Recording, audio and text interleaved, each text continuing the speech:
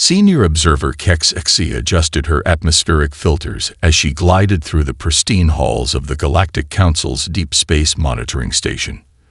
The delicate crystalline structures of her respiratory system weren't designed for the standard atmospheric mix used in common areas, but she'd grown accustomed to the mild discomfort during her 3 decades of service. Her attention shifted to the urgent notification pulsing on her neural interface. Another anomaly had appeared in Sector 847, an unremarkable region of space that usually only drew attention from junior observers practicing their scanning techniques. This time, however, the energy signatures were unlike anything in the Council's extensive databases. Display full spectrum analysis, she commanded, her translator converting the musical tones of her native language into standard Council speech. The holoscreen materialized before her, showing cascading waves of data that made her crystalline structures vibrate with surprise. "This can't be correct," she whispered, her translator failing to fully convey her astonishment. The readings showed industrial-level energy emissions from a planet classified as Category 12 on the Habitability Inverse Scale, a designation reserved for worlds so hostile that even automated probes rarely survived landing. HFY quickly summoned her team. Within moments, the observation chamber filled with various species, each protected by their own atmospheric bubbles. The planet's data streamed across their displays, challenging everything they thought they knew about survival parameters. The gravity alone should make complex life impossible, noted research specialist Chen, their gelatinous form rippling with confusion. It's nearly twice the galactic standard for developed worlds. The temperature variations are even more extreme, added atmospheric expert Pell Nu, their bioluminescent patterns flickering rapidly. From scorching heat to freezing cold in regular cycles. And look at these weather patterns. They're experiencing electrical atmospheric discharges thousands of times per planetary rotation. HFY focused the scanners on one of the planet's larger population centers. The beings there moved with surprising grace despite the crushing gravity. They had constructed towering structures that withstood both the intense gravitational forces and the extreme weather conditions. Most shocking of all, they seemed to be thriving in an oxygen-rich atmosphere, an environment that would be corrosive to most known species. They're using controlled plasma reactions for energy generation, observed technology analyst Hall, their tentacles waving in excitement. But their containment fields are primitive compared to Council standards. How are they preventing catastrophic failures? The answer came as they watched a maintenance crew repair one of these generators. The beams worked without the extensive protective gear that Council species would require, their bodies naturally resistant to radiation levels that would kill most sentient life forms. When a power surge caused a minor explosion, the workers simply dusted themselves off and continued their tasks. "Send me historical data on this system," HFY requested. The archives revealed something even more astounding. These beings had developed from primitive tool users to a spacefaring civilization in less than 30 Council cycles. They had achieved this while surviving regular natural disasters, extreme climate shifts, and countless challenges that would have destroyed most developing species. "We need to convene an emergency council session," HFY decided, her crystalline structures humming with a mixture of excitement and concern. These beings haven't just survived on a death world. They've mastered it. Their adaptability and resilience could revolutionize our understanding of life itself. As the team prepared their presentation for the council, they continued to watch the fascinating species going about their daily lives. They observed them playing in snowstorms, swimming in corrosive oceans, and even deliberately exposing themselves to controlled doses of solar radiation for recreational purposes. These humans, as they called themselves, had turned what should have been a planetary prison into a crucible for evolution, emerging as something unprecedented in galactic history. The question wasn't whether to make contact, but whether the galaxy was ready for what humanity might bring to the cosmic community. The first contact team's shuttle descended through Earth's atmosphere, its reinforced shields straining against what the Council considered lethal conditions. Ambassador Verlinks watched through the viewport as lightning crackled around their craft, marveling at how the locals treated such electrical discharges as routine weather events. Atmospheric composition still reading 21% free oxygen, reported their environmental specialist. Gem 2, their protective suit gleaming under the cabin lights. Highly corrosive. Everyone's suits checked and double-checked. The landing site was a carefully selected facility in what humans called Switzerland, chosen for its relatively mild conditions by Earth standards. Still, the team's environmental readings showed temperature variations that would have warranted emergency evacuations on most Council worlds. Their craft settled onto the landing pad with a gentle thrum. Through the viewport, they could see the human welcoming committee standing in the open air, somehow comfortable in what the Council classified as survival hostile conditions. Most wore only thin layers of artificial fiber that would offer no protection against the caustic atmosphere. "They're drinking something hot," noted cultural specialist Yix, their antenna twitching in disbelief as they watched through the external cameras. Temperature readings suggest the liquid is near its boiling point. The airlock cycled, and despite their protective gear, the team felt Earth's crushing gravity immediately. What amazed them was watching the humans move effortlessly, even gracefully, under the same force that made every step a conscious effort for the visitors. A human stepped forward. Dr. Sarah Chen, according to their briefing materials. She carried one of the steaming beverages they'd observed, something called coffee. The translator rendered her speech in standard Council frequencies. "Welcome to Earth. I hope your descent wasn't too uncomfortable." Ambassador Verlinks noted how she casually brushed off a water droplet that would have seared through most species' protective membranes. "We are honored by your welcome, Dr. Chen. Though we must admit your ability to thrive in these conditions is remarkable." The human delegation led them into a building where elaborate arrangements had been made to accommodate both species. The humans had researched Council environmental requirements and created separate atmospheric zones for comfort. Yet it was their hosts' casual disregard for what the Council considered basic safety protocols that kept drawing the visitors' attention. During the preliminary discussions, a minor earthquake rattled the facility. While the alien delegation froze in alarm, their hosts simply continued speaking, treating the ground's movement as unremarkable. A human scientist even apologized, explaining this was just a small one, barely magnitude 3.0. The true surprise came during the facility tour. They passed through a greenhouse where humans cultivated plants that the Council classified as extreme environmental hazards. Some released oxygen as a metabolic byproduct, others harbored defensive toxins, and a few even attracted the atmospheric electrical discharges that humans called lightning.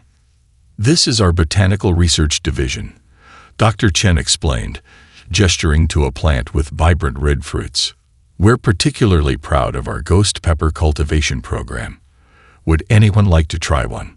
The delegation watched in astonishment as she casually consumed something their sensors indicated was a potent chemical irritant. Their respect for humanity's physiological resilience grew by the minute. Yet what truly captured their attention wasn't humanity's physical adaptations, but their artistic achievements. The facility's walls displayed paintings created with pigments that would be considered hazardous waste on Council worlds.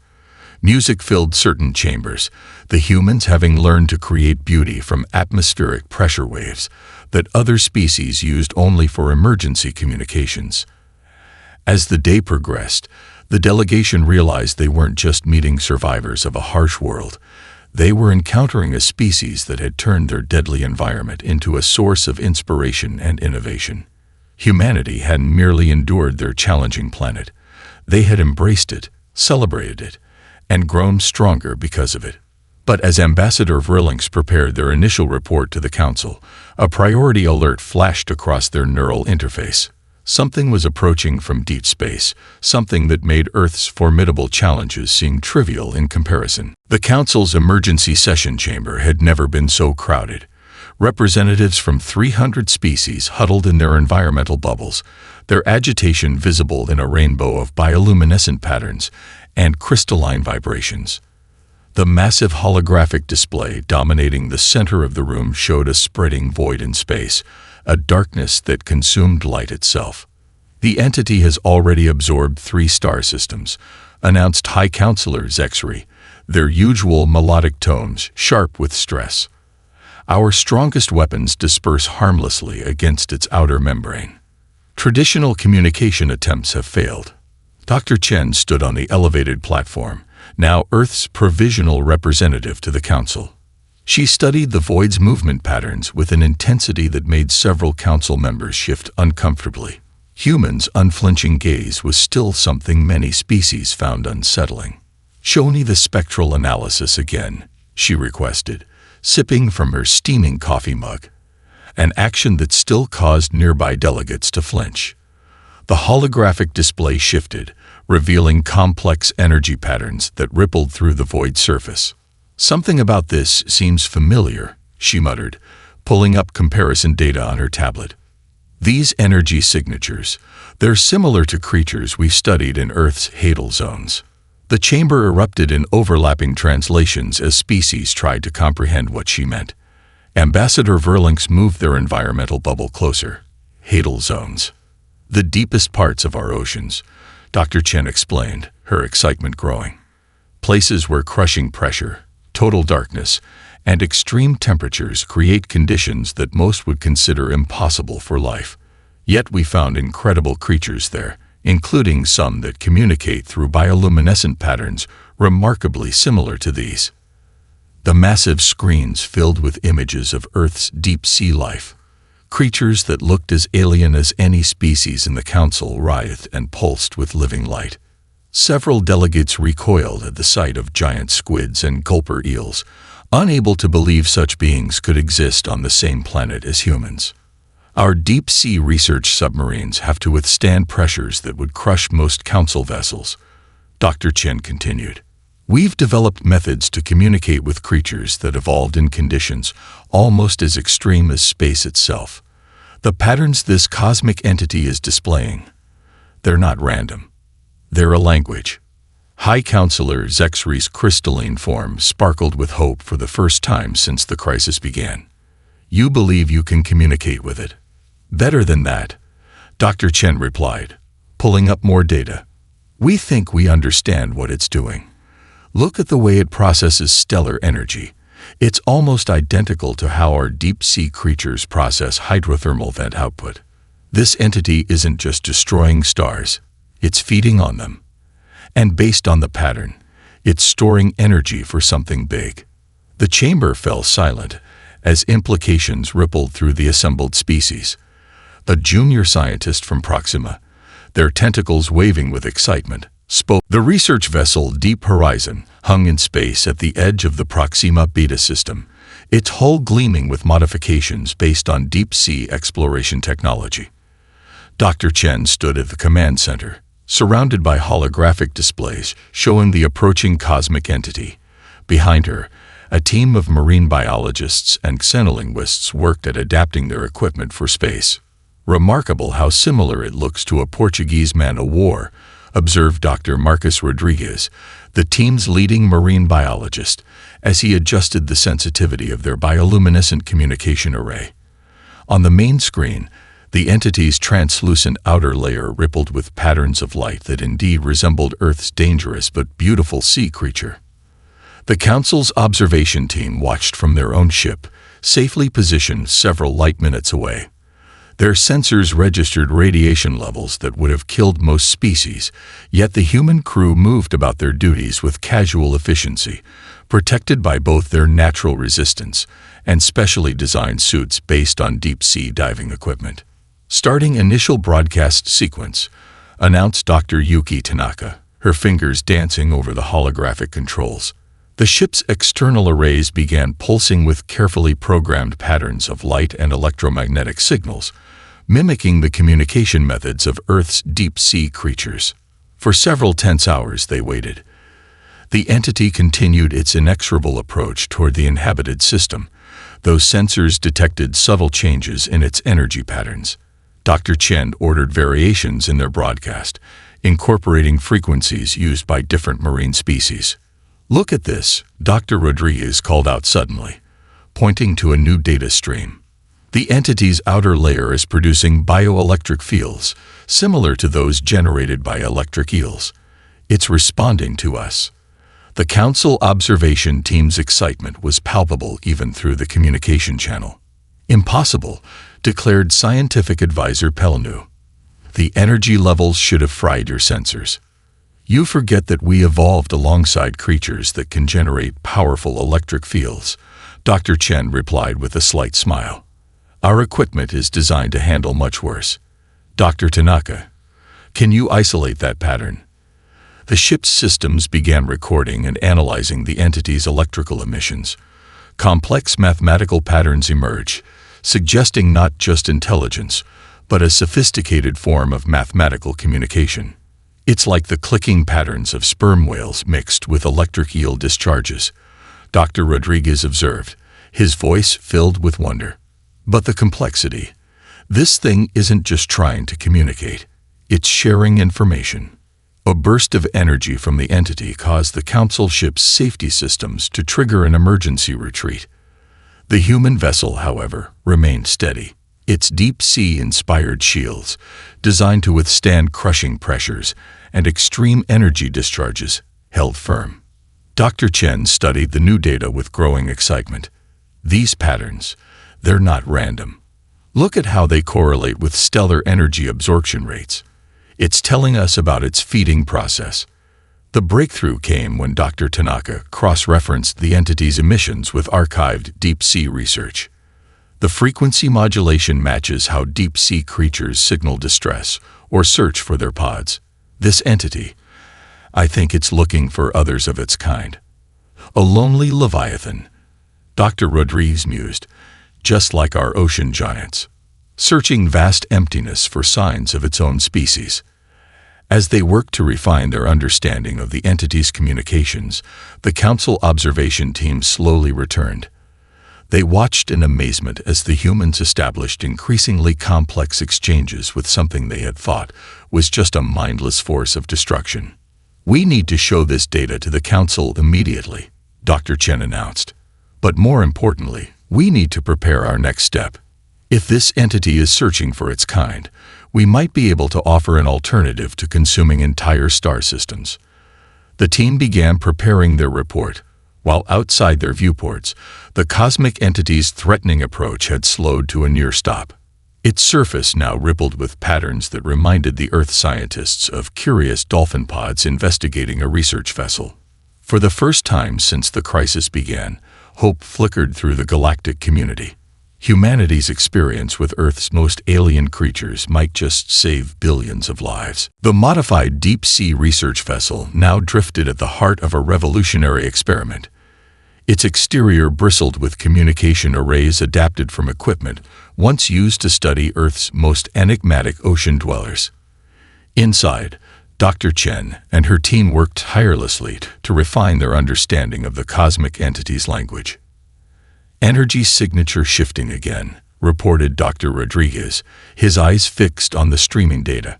The entity's surface rippled with complex patterns of light and electricity, reminiscent of how cephalopods communicated through color changes and bioluminescence.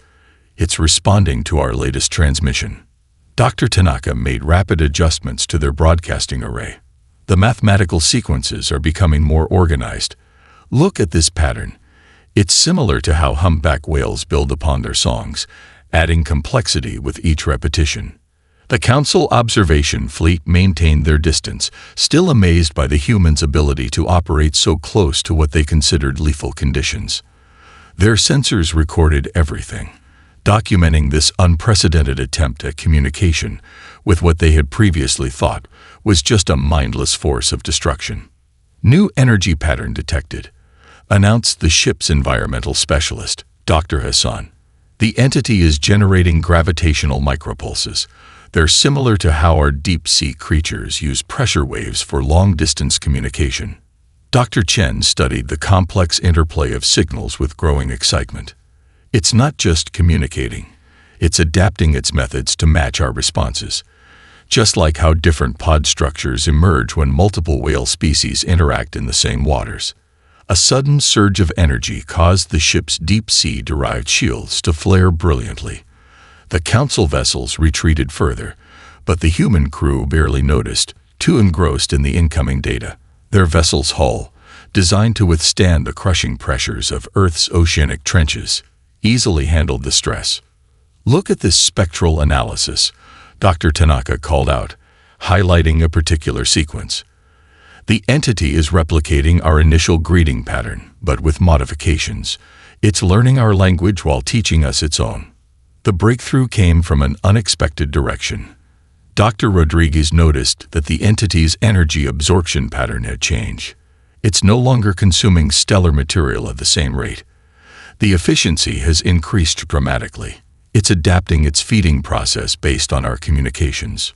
Just like how whales learn more efficient feeding strategies from other pods, Dr. Chen realized. It's not just speaking to us, it's learning from us. The entity's outer layer now pulsed with regular patterns, establishing a rhythm that reminded the team of cetacean songs. The mathematical complexity of its communications increased exponentially, but thanks to their experience with Earth's deep-sea inhabitants, the human team could follow the evolutionary progression of this new language. A particularly complex sequence of gravimetric pulses and bioluminescent patterns caught Dr. Hassan's attention.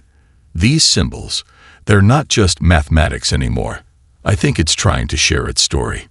The Council observation fleet watched in amazement as the humans continued their work, seemingly unconcerned by conditions that would have required immediate evacuation for any other species. The entity's threatening advance had completely halted, its attention now fully focused on this unprecedented exchange. "We need to prepare for the next phase," Dr. Chen announced, studying the latest communication patterns. "The entity isn't just communicating, it's asking for help, and I think we might be able to provide it, using technology we developed for sustainable deep-sea research stations." As the team began adapting their proposals for the Council, the entity continued its mesmerizing display of lights and energy patterns. Its behavior now resembled nothing so much as a curious whale investigating a research vessel, cautious but increasingly trusting. The impossible was becoming possible.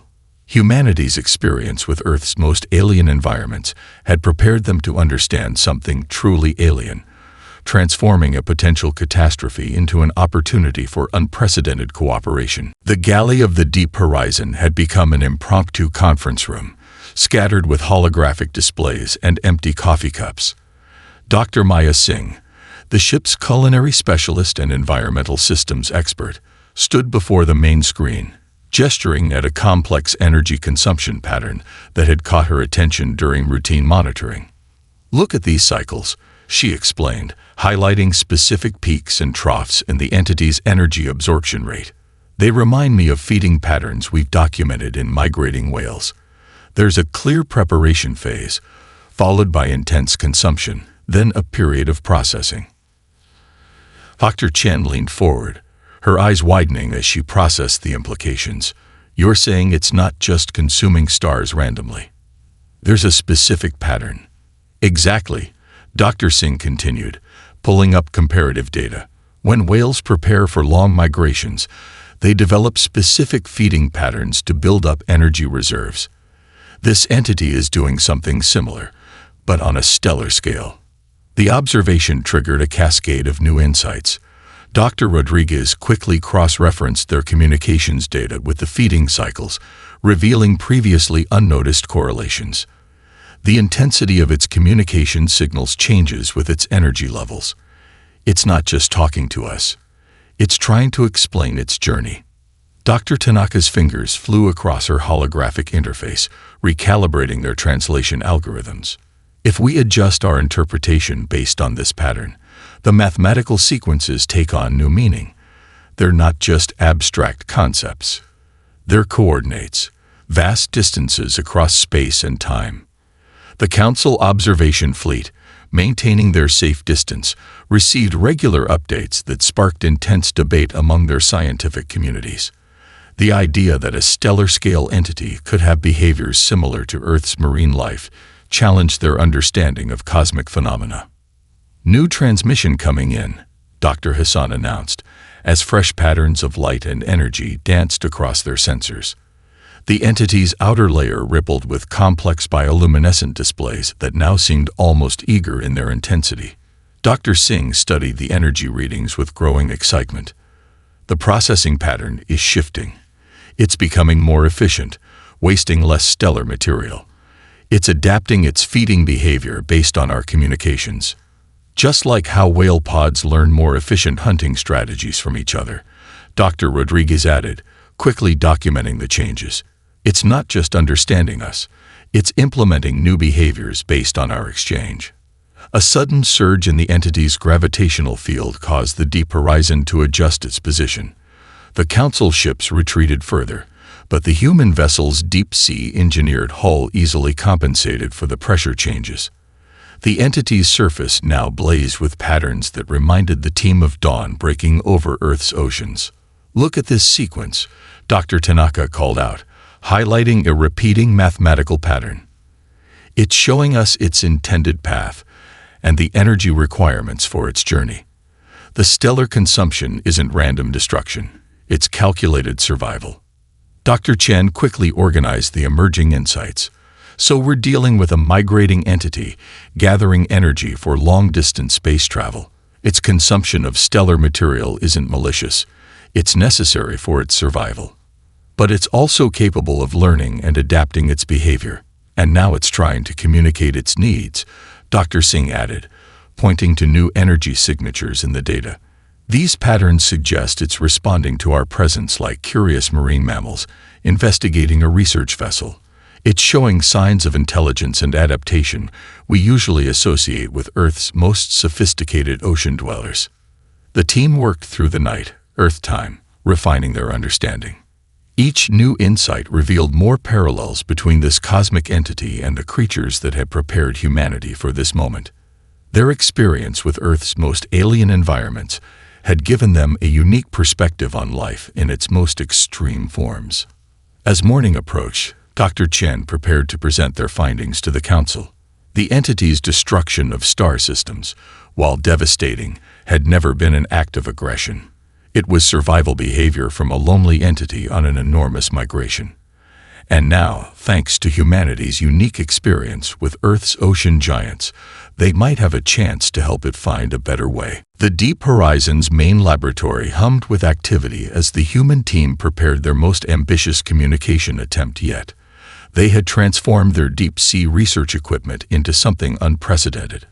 A device that could transmit the compressed history of humanity's relationship with Earth's ocean giants. "Energy matrix stable," Dr. Hassan reported, monitoring the adapted systems. "The quantum field generators are maintaining harmony with the entity's natural frequency." The massive view screen showed the cosmic being's surface rippling with patterns that reminded them of bioluminescent squid performing their mysterious deep-sea dances. Dr. Singh had been instrumental in refining their understanding of the entity's energy needs. Its consumption rate has dropped another 30% since we began sharing efficient energy processing techniques. It's learning, adapting, just like how whale pods develop new feeding strategies. "Preparing primary transmission sequence," Dr. Tanaka announced, her fingers dancing across holographic controls. The ship's external arrays began pulsing with carefully choreographed patterns of light and gravitational waves, telling the story of how humanity had moved from hunting whales to understanding and protecting them.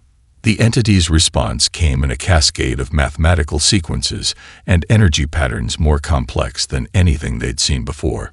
Dr. Rodriguez worked frantically to process the incoming data.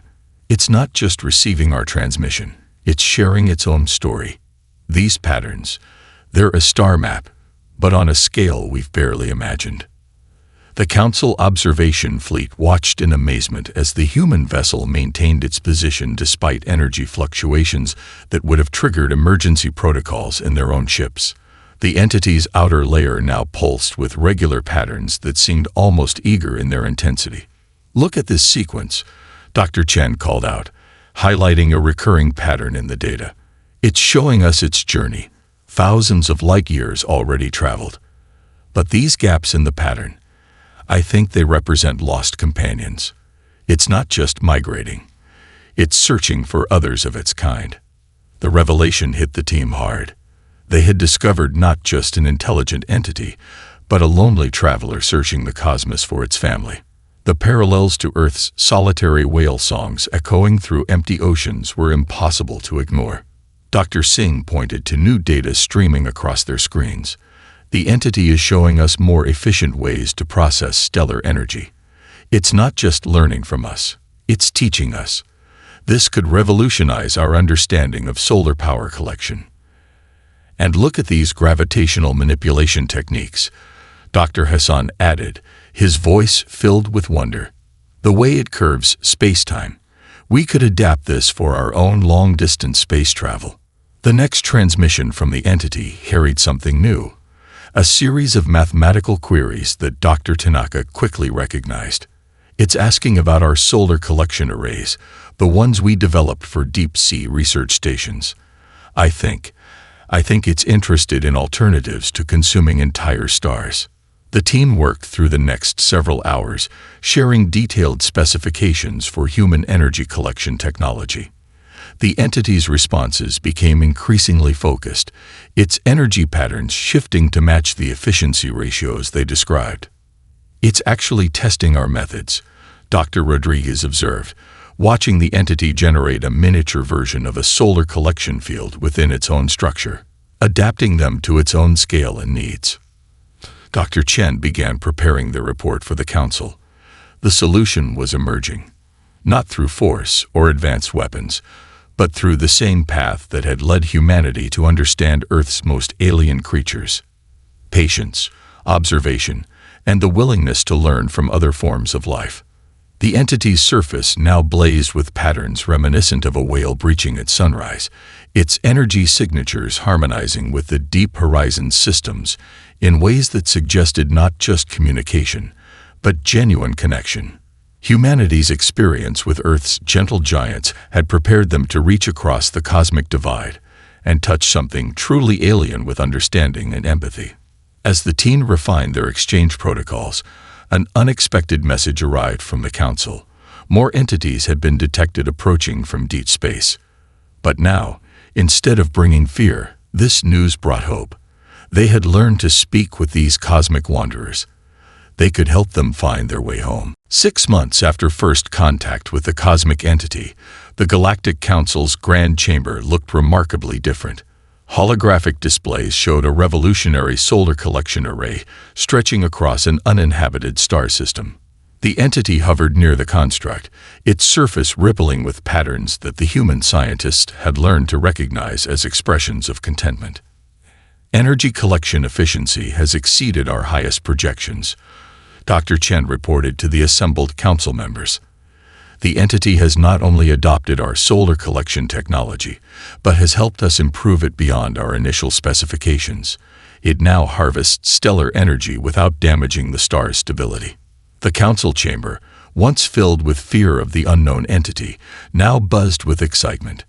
Representatives from hundreds of species watched in fascination as more data streamed in from the observation posts. The entity's techniques for gravitational field manipulation have already revolutionized our deep space navigation, Dr. Hassan added, highlighting several technical innovations. We've successfully adapted their methods for our vessels, reducing interstellar travel time by 60%. Dr. Singh stepped forward, her expertise in environmental systems now extending far beyond Earth's oceans. More importantly, we've confirmed that 5 more entities are approaching from different vectors. Thanks to our established communication protocols, we've already made peaceful contact. They're not a threat. They're a community-seeking reunion. The massive screens showed the new entities gathering around the solar collection array, their surfaces dancing with complex patterns of light and energy that Dr. Tanaka's team had learned to interpret. They're sharing their own stories, she explained. Each has traveled through different regions of space, gathering unique knowledge about our galaxy. High Counselor Zexri's crystalline form sparkled with appreciation. When humanity first joined our community, we saw only the harsh world that shaped you. Now we understand that same crucible gave you the tools to bridge gaps we thought impossible to cross. Dr. Rodriguez brought up new data streams showing the entities teaching human scientists about cosmic phenomena they'd encountered during their long journeys. They're natural explorers, just like us. Their method of stellar energy consumption was born of necessity, not malice. Now that we've shown them an alternative, they're eager to share their discoveries. The council chamber's attention shifted to a new holographic display, showing the entities using their massive forms to shield several research vessels from a dangerous radiation burst. They're not just accepting our help, Dr. Chen noted. They're actively protecting and assisting our deep space exploration efforts. Ambassador Verlink's moved their environmental bubble forward. The Council recognizes that humanity's unique evolution has given our galaxy something invaluable. Your experience with Earth's extreme environments and mysterious creatures prepared you to face the unknown with curiosity rather than fear. The displays showed new solar collection arrays under construction in other systems, each designed to support the entity's energy needs without endangering stellar stability. The entities themselves had become eager participants in galactic society, using their massive forms to assist with everything from space station construction to stellar cartography. We're establishing a new division, High Counselor Zexri announced. The Deep Space Communication and Research Initiative, with humanity taking the lead. Your experience with Earth's ocean giants has proven invaluable in understanding non-traditional forms of intelligence. Dr. Chen smiled as she watched the entities performing their ethereal light shows around the collection array. Earth's oceans taught us that intelligence comes in many forms. Understanding doesn't always require words. Sometimes it needs patience, observation, and the willingness to learn from those different from ourselves. The chamber erupted in appreciative bioluminescence and crystalline harmonies as the Council formally recognized humanity's contribution to galactic peace. The screens showed more entities arriving, each now greeting the research fleet with elaborate displays of light and energy that resembled nothing so much as joyful whales breaching in Earth's oceans. What had begun as a crisis had transformed into a renaissance of interspecies cooperation. Humanity's harsh evolutionary cradle had prepared them not for war, but for understanding. They had learned to bridge the gap between worlds, turning ancient enemies into new friends, and showing the galaxy that the most important survival trait of all was the ability to adapt, understand, and grow together.